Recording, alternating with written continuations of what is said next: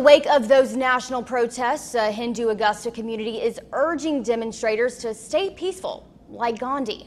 News Channel 6's Wes Cooper visited the temple where worshipers encouraged others to fight for what they believe in without using their hands. Wes?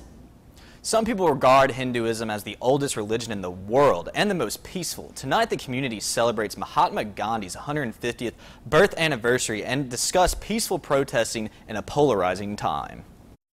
What he represented was, peace and nonviolence. Brett Kavanaugh is officially sworn into the Supreme Court, but protests all across the country continues to erupt. The peace in a peaceful protest is the most important thing, because what changes from peaceful protest to a mob is a very thin line.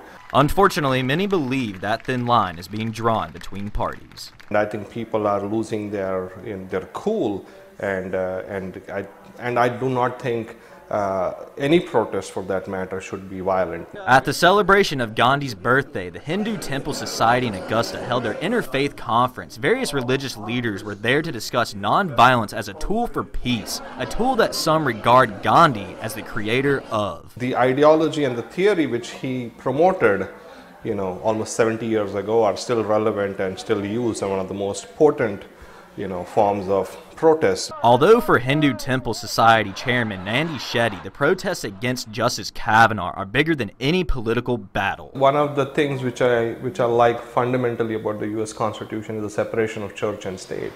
And I think in the last 20 years, that separation of church and state has gotten more and more blurred, whereas the state has gotten more into the church and the church has gotten more into the state.